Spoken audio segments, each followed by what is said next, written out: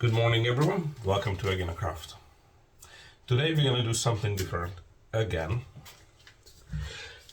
I use firewood for heating my house, but every once in a while I come across a stick or a log which is very nice, straight, it has a beautiful bark on it, and I put this aside and I use beech, oak and olives to heat my house.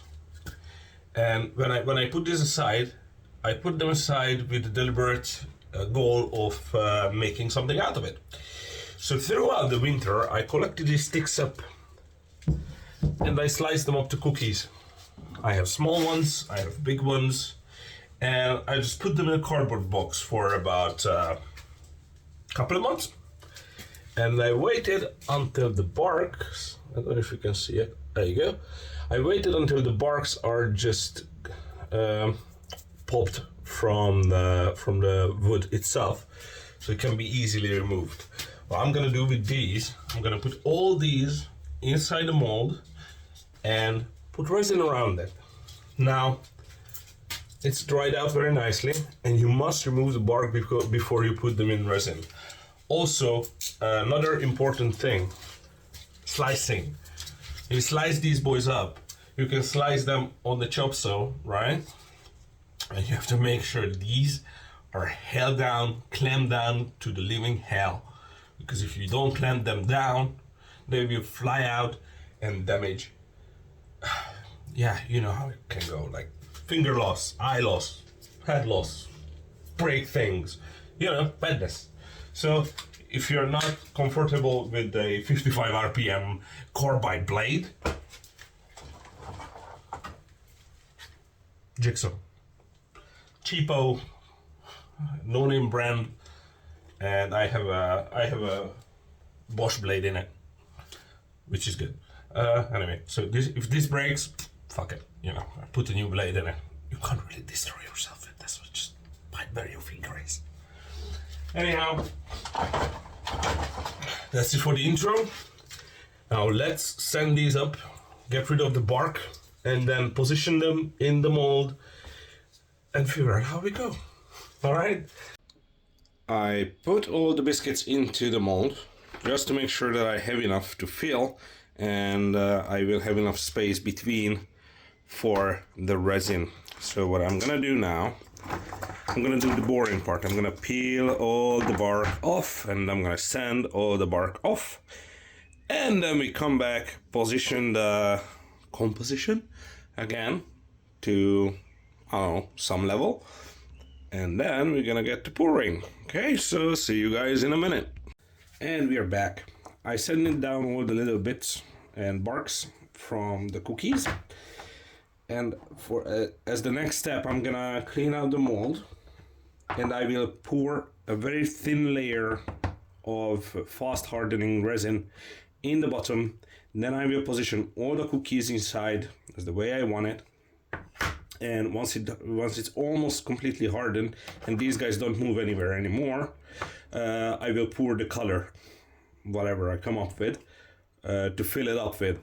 Now, I could do like a dot of super glue, or I could do a dot of hot glue or silicone to keep them on the bottom, but I find it very tedious. And if I don't pour something down in the bottom to keep it from floating, obviously they will float around and make weird positions and just bubble up, and it's gonna be a mess.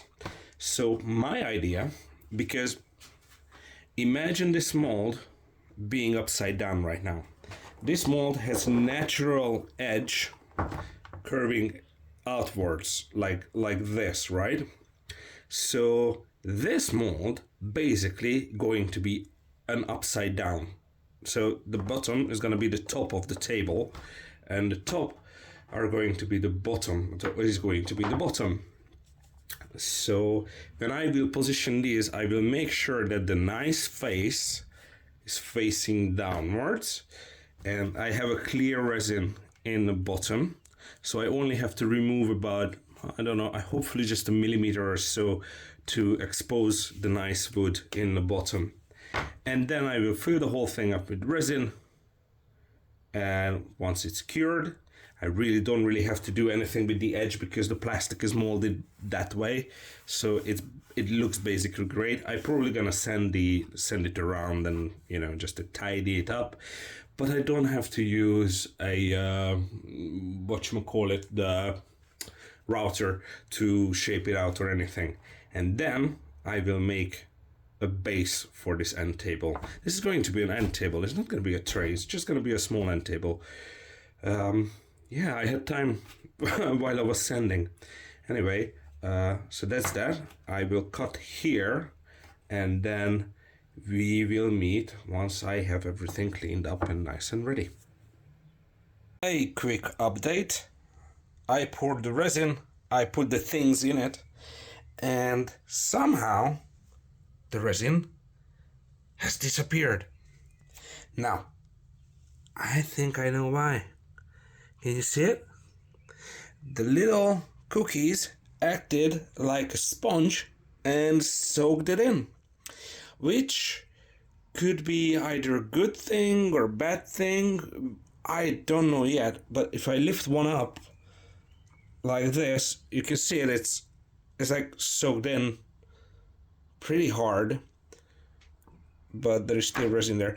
Anyway, so I'm gonna let this completely dry right now, and my theory is it's good because when I will pour the color resin on it, it won't produce bubbles because the bottom of the wood is going to be already sealed, which means oxygen can come out this way only. Okay, I'm explaining it way too complicated, but anyway, I think I now sealed the wood unintentionally, which is a good thing. I will... there's a little bit more epoxy left. Anyway, I'm gonna leave this for now, for about another couple of hours or so, and then see if it's stuck to the mold at all or not. Hopefully it did, and we go from there. If it did, then I'm just gonna hit it with the color. If it didn't, we're gonna come up with another idea to solve this situation we have at hand. Alright, so see you guys soon. Alright gang, it's 7 p.m, almost 8, and our resin got sticky enough to continue the project. So basically I done what I told you 2 minutes ago, which was half a day over for me. So basically it soaked up all the resin of the first pour, and then I poured some more resin over it, and it created a top layer of clear resin of something like where's the camera? God damn it. This thickness, okay? It's a little bit goopy still, but it's time to pour. Now, I made up my mind, finally, and I went with a royal blue, which is this fancy color, and the one I can't spell, that one with purple. I mixed these two together, and I made a kilo and a half of resin, and I think it is time to pour. So you know what, I'm not sure if it's I think I want to put a bit more mica in it. I'm just not sure if it's gonna be opaque enough. So let's just okay, that's probably gonna be opaque enough. Jesus Christ. And let's give it a good stir.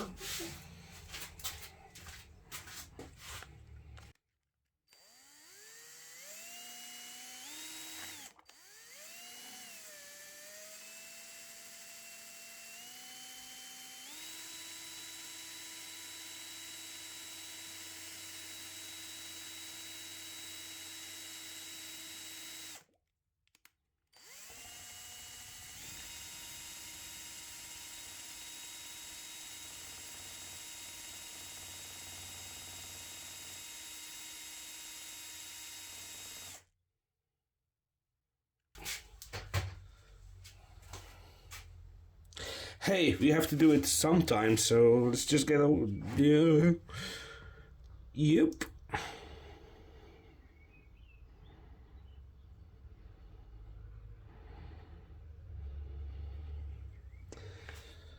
I don't know how many kilos of resin gonna go into this one.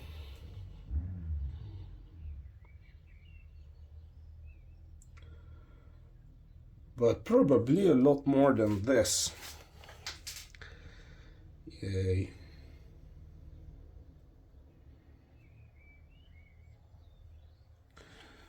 Trying to pour it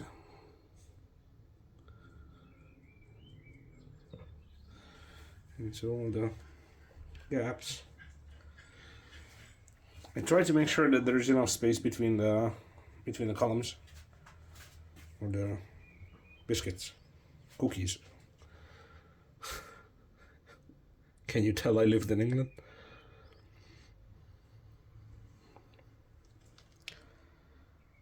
All right.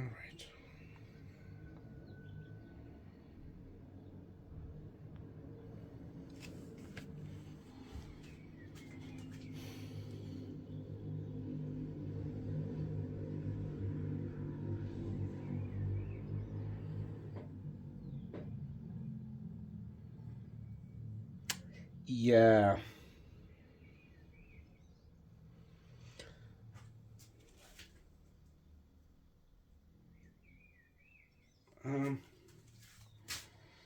Now, I'm a little bit worried about the volume at this point.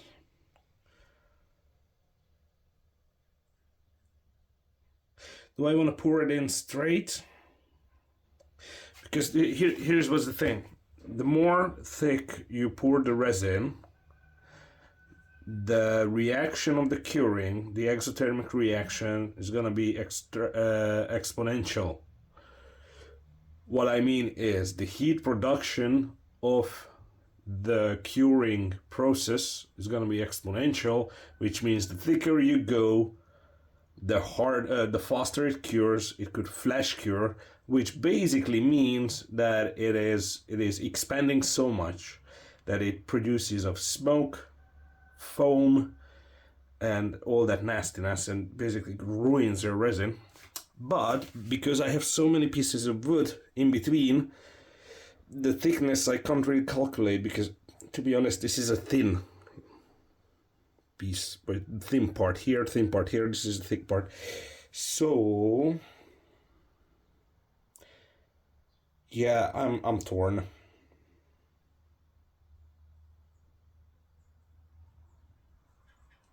Okay, I'm just gonna mix in one more. Fuck it, let's do it. Let's do some experimentation for the sake of science. I'll be back in a minute. And I'm back. Another batch.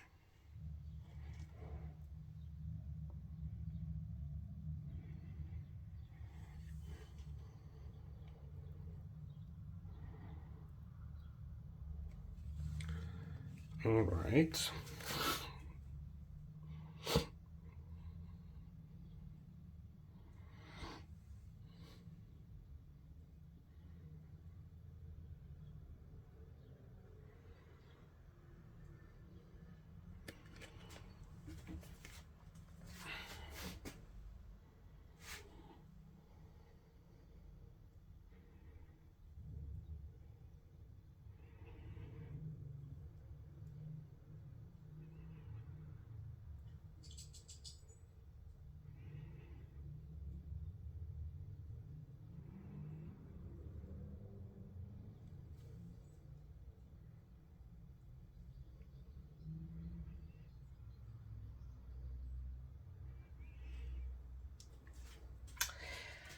Yes, so we did it. And we might win, we might fail. We don't know. I'm gonna spray some of the booze juice on top of it.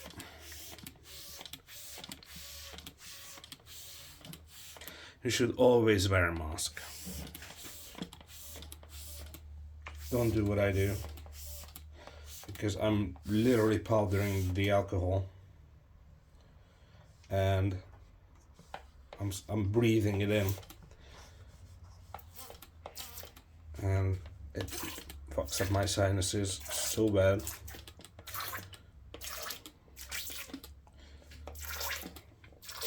I'm adding a little bit more to the bottom as well, just to get the reaction going of the moving of the mica.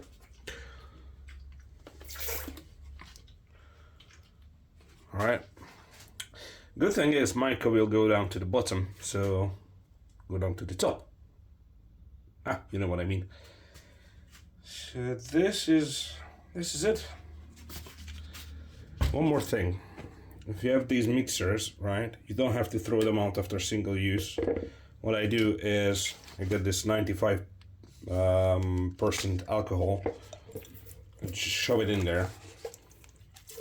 You know, just spray the whole thing. Try to get it covered everywhere, because alcohol dissolves epoxy. I mean, alcohol dissolves epoxy until it's fully cured. If it's fully cured and you put epoxy on it, it's just gonna make it look milky. So what I do is I put some alcohol in it, and I put on actual gloves this time, because oh my god, like if I would be in the States, I would be a PPE hazard.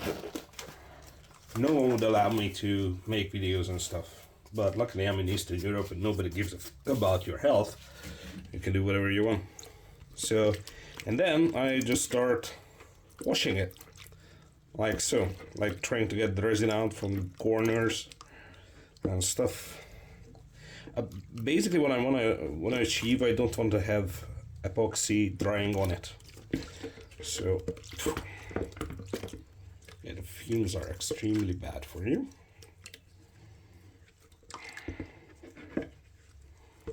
And when you feel the milkiness dissolving, you just get it and pour it out into a safe container.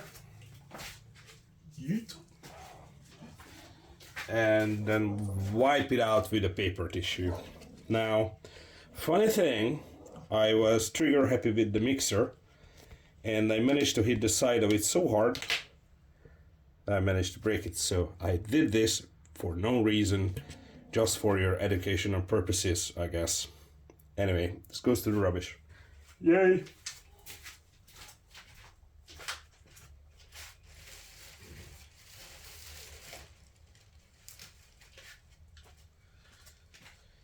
Luckily, the evening is not as hot as it was today, so because the temperature is low and the humidity is high, I might not get an explosive reaction on this. Fingers crossed. So I'm just gonna leave it like this and let it do its magic. Yo, new scenery. So, a couple of days have passed. Sorry we are not in the workshop. Workshop is full with other projects. And it's time to pop this mold.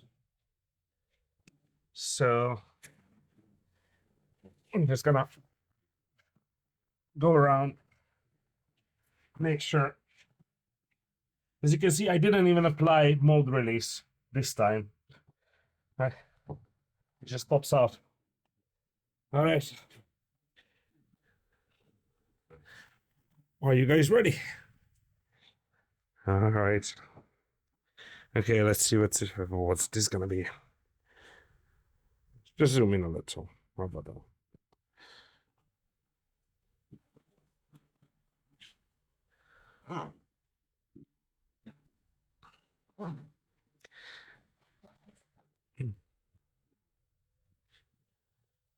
Yo!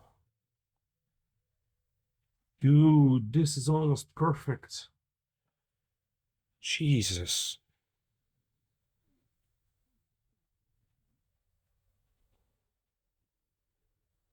Holy shit.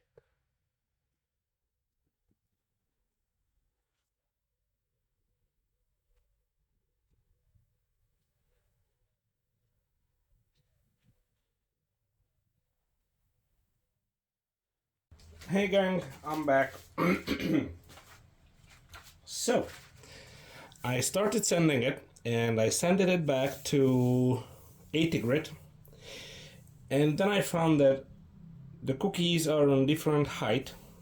So this one is deeper than this one, and this one is the highest. And basically what it means is that I have to grind down at least about 2 millimeters to get all the cookies on the same height. And I really don't want to do that because I don't have a planer wide enough, and I have to hand sand it with a disc sander, or I have to hit it with an angle grinder. Then I have to level it again. Long story short, not gonna do it. It's gonna be a pain in the ass. So what I'm gonna do is I'm gonna flat coat it, and this is what you're gonna witness now. So I set up some bin bags, and I put sellotape around the edge because I don't want to mess it up. It's beautiful. So here goes nothing.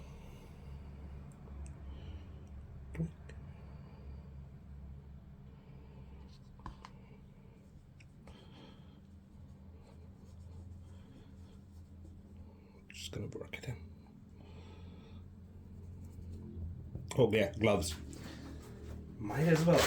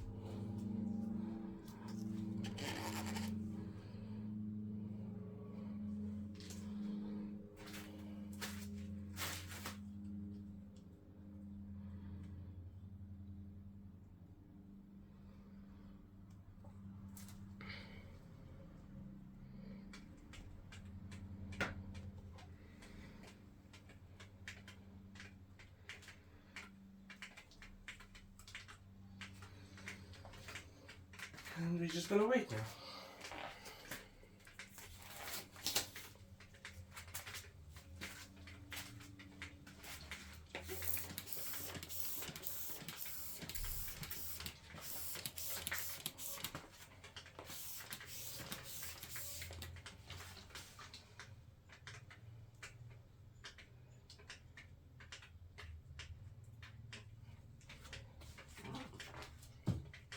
Alright, I'll meet you guys when it's done.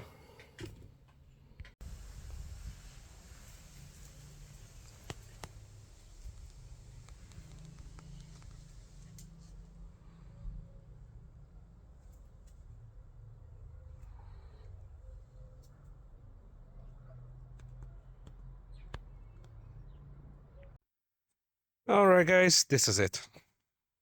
Flat coated the whole thing, and I put 4 sexy little legs on it. I know, it's just not goes very well with it, but this is what I had on hand, and I can't go in the workshop right now because I'm flat coating something, so I can't make one out of wood, but maybe in the next video I will be making one. Anyway, so flat coat came out pretty good. I don't know if you can see it. It's gorgeous. It's a little bit overcast today, but yeah. So this is how you make an end table out of firewood. I hope you got something out of this video, because right now my doggy is waiting for me to play with him and I need to get going.